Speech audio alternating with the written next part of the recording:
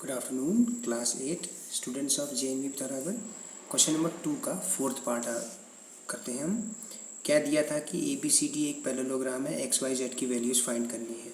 Okay, तो सबसे पहले आप फिगर में देखिए कि AB और DC पैरेलल लाइंस हैं। AB is parallel to DC, okay, और BC उसमें ट्रांसवर्सल है। BC एक ट्रांसवर्सल की तरह है। तो ये Z और ये वाला एंगल है ना, ये दोनों करस्पॉन्डिंग एंगल्स हैं। So therefore Z is equal to 80 degree. क्यों? क्योंकि करस्पॉन्डिंग एंगल्स हैं बेटा। Corresponding angles are equal if two parallel lines, ठीक है ना, इफ़ टू पैरेलल लाइंस, मान लीजिए ये if two parallel lines are cut by a transversal then the corresponding angles are equal, है ना। करस्पॉन्डिंग दोनों ऊपर की तरफ है, ट्रांसवर्सल के एक तरफ और प्रत्येक लाइन के ऊपर की तरफ, तो सेम रिलेटिव पोजीशन पे है। तो Z क्या हो जाएगा, 80 डिग्री का होगा, क्योंकि ये दोनों करस्पॉन्डिंग एंगल्स फॉर्म कर रहे हैं। ओके, अच्छा, अब आप देखिए now Y is equal to 80 degree. क्यों? अपोजिट एंगल्स, ठीक है। अब आप ऐसे लिख लीजिए Y is equal to angle ABC या Y is equal to 80 degree, opposite angles of parallelogram. ये 80 है तो ये अपोजिट एंगल हो गया। ओके, अब क्या कहेंगे नाउ, आप क्या कहिए x plus y is equal to 180 degree, adjacent angle sum in parallelogram. Parallelogram में एडजेसेंट एंगल्स का सम 180 डिग्री होता है। ये दोनों एडजेसेंट एंगल्स हैं, तो x plus 80 is equal to 180 degree. तो यहाँ से x इज इक्वल टू क्या आ गया, ऐसी बात है 100 डिग्री आ गया। ओके, तो x भी मिल गया, y भी मिल गया और z भी मिल गया। z तो पैरेलल लाइंस की प्रॉपर्टी से मिल गया।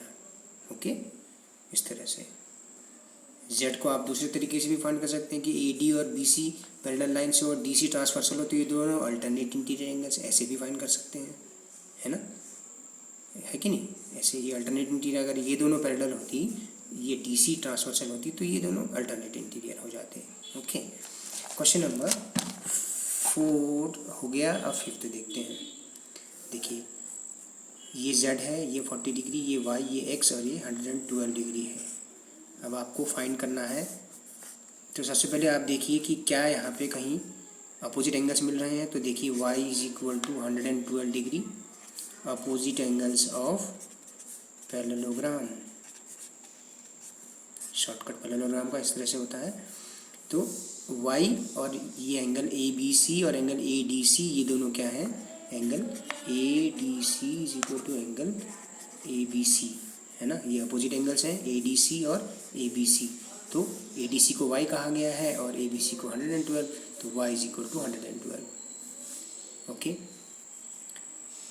मिला आपको ये। अच्छा, अब देखिए in triangle ADC, triangle ADC में देखिए बच्चों 40 degree plus Y plus X is equal to 180 degree, angle sum of triangle, angle sum of triangle है ना, कि 1 2 3 किसी ट्राइंगल में 3 एंगल्स का सम 180 डिग्री होता है। तो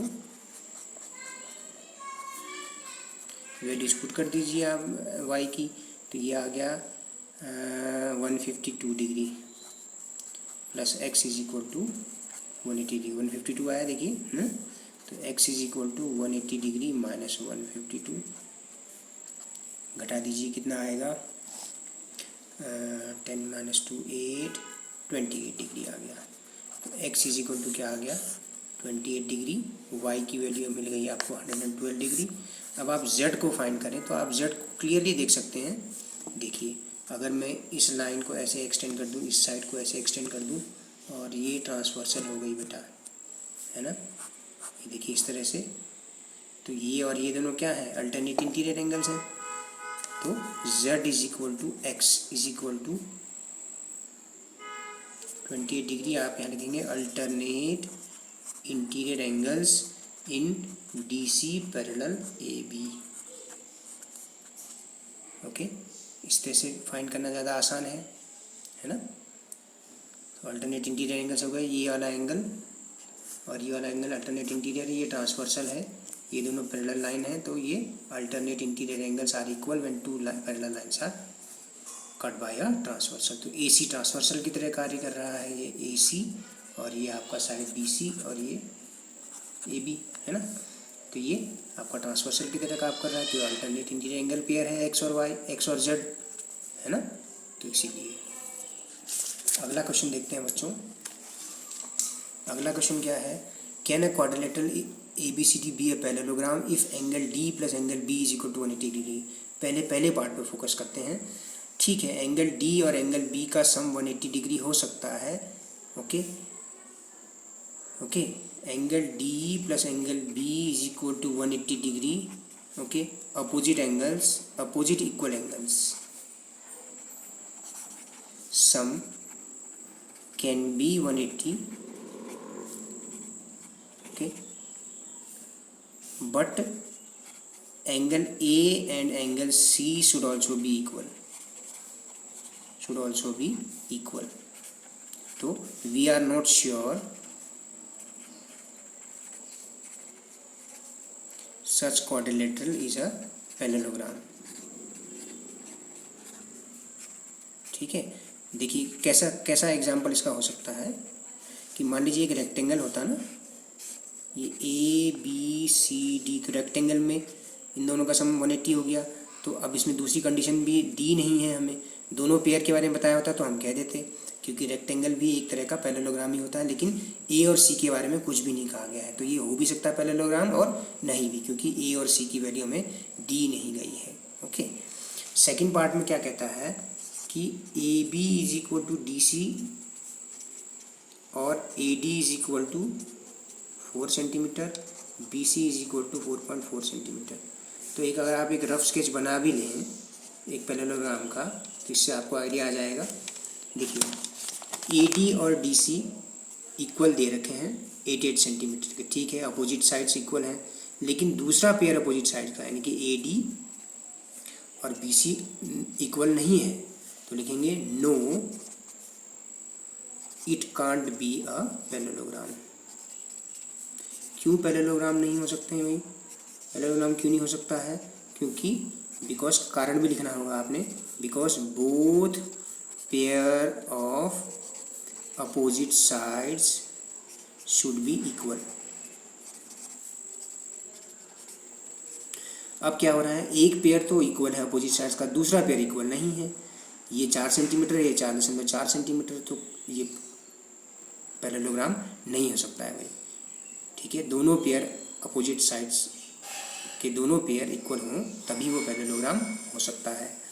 अब जैसे थर्ड वाले में कंडीशन दी है कि भाई एंगल A 70 डिग्री हो और एंगल C 65 डिग्री हो, तो it can't be a parallelogram. Why? Because opposite angles should be equal in parallelogram. अब यहाँ पे क्या है कि A तो 70 डिग्री दिया है और B जो है 65 डिग्री दिया है, तो ये पैरेललोग्राम हो ही नहीं सकता है। अपोजिट एंगल्स इक्वल होने ही होने चाहिए, both pair of opposite angle should be equal. Okay, because इसीलिए जो है ये भी एक पैरेललोग्राम नहीं हो सकता है। ओके, क्वेश्चन नंबर 4 देखें बच्चों। Draw a rough figure of quadrilateral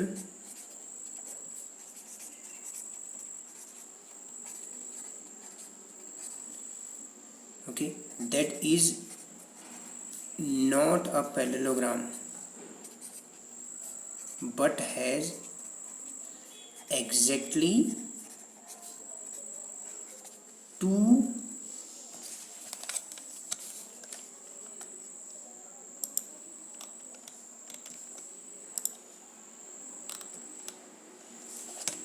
opposite angles of equal measure, opposite angles of equal measure।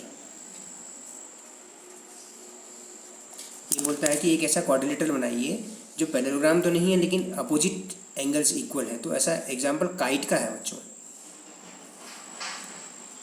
ABCD, तो ऐसा एग्जांपल काइट का होता है कि अपोजिट एंगल्स क्या है, एक पेयर तो in kite one pair of opposite angles is equal.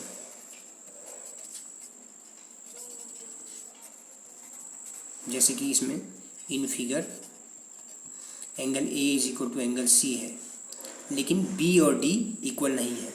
तो एक पेयर अगर अपोजिट एंगल्स का दिखाना हो तो ऐसा क्वाड्रिलेटरल जिसमें एक pair of opposite angles equal है, तो ऐसा एग्जांपल एक काइट का है बच्चों, ऐसा एग्जांपल काइट का है। ओके, ऐसा एग्जांपल केवल काइट में ही होता है। नेक्स्ट क्वेश्चन देखते हैं, क्वेश्चन नंबर 5। क्वेश्चन नंबर 5 देखते हैं। देखिए क्वेश्चन नंबर 4 क्या बताना है कि एक ऐसा क्वाड्रिलेटरल बताइए जो पैरेललोग्राम तो नहीं है लेकिन एग्जैक्टली दो अपोजिट एंगल्स उसके इक्वल है। तो एक पेयर अपोजिट एंगल्स का इक्वल है काइट के अंदर, दूसरा नहीं है लेकिन एक जरूर होता है। तो काइट में क्या होता है कि एडजेसेंट साइड्स इक्वल होती हैं। काइट की प्रॉपर्टी क्या होती है, एडजेसेंट साइड्स, अगल बगल की साइड्स इक्वल होती हैं। ए डी और डी सी और ए बी और बी सी ये दोनों इक्वल होती है इस तरह से, और एक पेयर अपोजिट एंगल्स का इक्वल होता है। तो इस तरह का एक फिगर जो पैरेललोग्राम नहीं है लेकिन एक pair of opposite angles equal है, तो काइट एक एग्जांपल है। ओके, क्वेश्चन नंबर 5 क्या लिखा है, टू एडजेसेंट एंगल्स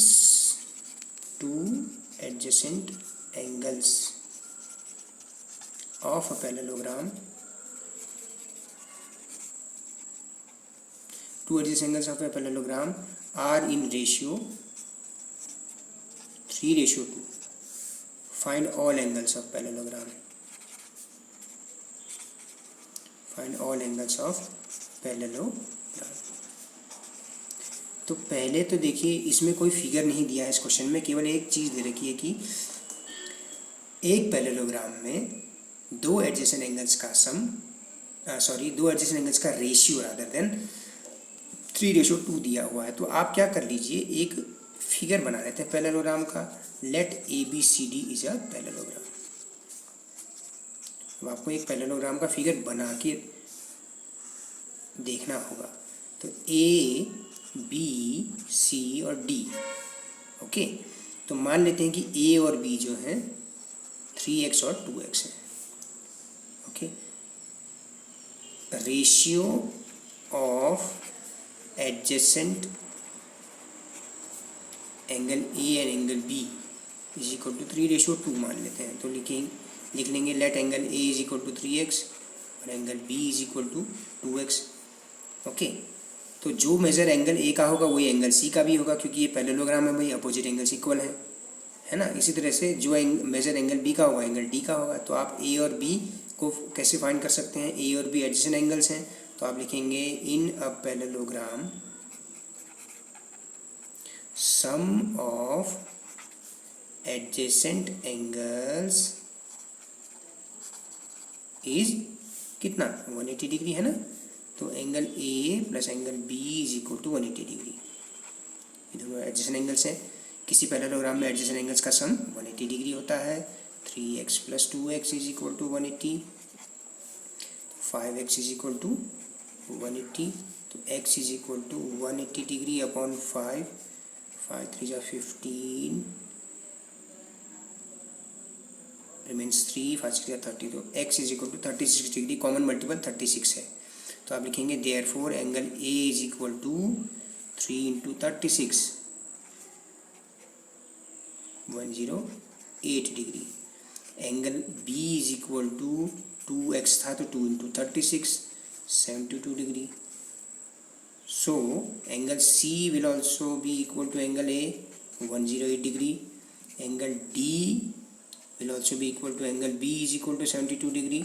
देखिए अपोजिट एंगल्स बी और डी अपोजिट एंगल है, ए और सी अपोजिट एंगल है, तो आप यहाँ लिख दीजिए opposite angles of parallelogram are equal. Okay, इस तरह से इस क्वेश्चन को करना है। कोई ज़्यादा डिफिकल्ट नहीं है क्वेश्चन। आपने केवल प्रॉपर्टी का इस्तेमाल किया। क्या प्रॉपर्टी इस्तेमाल करी, प्रॉपर्टी आपने इस्तेमाल करी एडजेसेंट एंगल्स का सम 180 डिग्री। तो सारी चीज़ प्रॉपर्टी पे डिपेंड करती है। ओके, आगे के क्वेश्चन हम कल डिस्कस करेंगे बच्चों।